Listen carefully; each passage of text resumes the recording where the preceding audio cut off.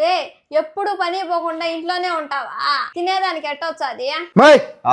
పనికి మాలిందానా ఊరికే మాట్లాడుతూ ఉంటావా? అవునురా అన్నయ్య, నేను పనికి మాలిందానే. నువ్వు పెళ్ళాన్ని తెచ్చేస్తే తిని తిరిగేవాడివి కదా, నువ్వు మంచోడివేలే. నువ్వు కూడా ఇంటికాడ ఎందుకు ఉండేది? నువ్వు కూడా పనికి పో.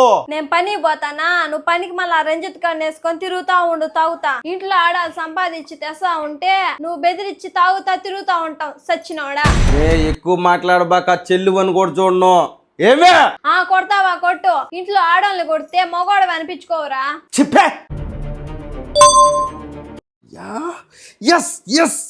సురేష్ మామ ఈ రోజు ఏందే ప్లాన్సా? రే ముందు ఇక్కడి నుంచి పోరా, నువ్వా నీ వల్ల మా అన్నయ్య చెడిపోతున్నాడా? నా వాళ్ళు ఎందుకు చెడిపోతారులే వదినా.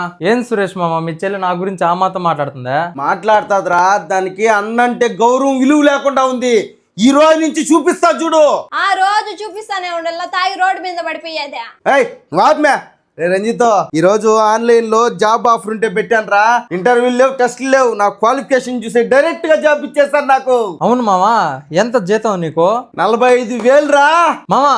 అయితే పార్టీ మామా, వదరా, ఎంజాయ్ చేద్దాం. టెస్ట్ ఇంటర్వ్యూ లేకుండా జాబ్ ఇచ్చేవాడు ఓడు ఎలాంటోడో ముందు చూసుకోరా. ఒరే రంజిత్, నాకు జాబ్ వచ్చిందని కుళ్ళరా దానికి. ఏంద్రా 5,000 కట్టమని మెసేజ్ పెట్టినాడా? కట్టి మావా కట్టి మావా. 45,000 జీతం ఇచ్చేటప్పుడు 5,000కి ఎందుకు ఆలోచిస్తావా? కట్టి మావా. అంతేనంటవా? పోనీ తీరా.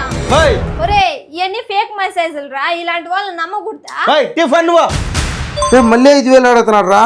కట్టి మావా. ఏంది మావా ఆలోచిస్తున్నావా? 45,000 జీతం వస్తా అంటే నాకు ఒక 5,000 కొట్టు, సాయంత్రం పార్టీకి అరేంజ్ చేస్తా. మావా ఆలోచించబాక, కొట్టు చూసుకుందాం. ఎందుకు రాడు తిరుగుతున్నావు? డబ్బులన్నీ పోగొట్టుకున్నాడు మాదిరిగా.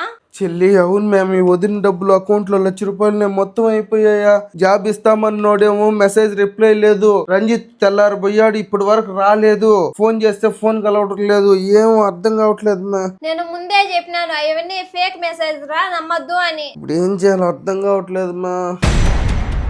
అర్థం కాకపోవడానికి ఏమున్నది? ఆ రంజిత్ కాడే ఏదో చేస్తుంటాడు. నీ అకౌంట్ లో డబ్బులు ఉన్నాయని బయట వాళ్ళకి ఎట్ట తెలుస్తుంది? నా ఫ్రెండ్ అని వాడి వెనకాల తిరుగుతా ఉన్నావు కదా, వాడే ఏదో మిస్యూజ్ చేస్తుంటాడు.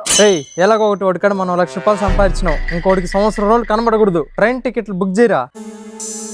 వదినా, సురేష్ మామ ఇప్పుడే వస్తాను ఉండండి. అది అదిగా నా డబ్బులు నాకు ఇచ్చే, లేదంటే పోలీస్ స్టేషన్ పోయి కంప్లైంట్ ఇస్తాను నీ మీద. బోల్డ్ ₹1,00,000 పరేస్తాను బో. వచ్చేసినా పోలీసులు, నేను ముందే చెప్పెట్టినా. మీ ఇద్దరు పని జైలు నుంచి వచ్చినాక చెప్తా.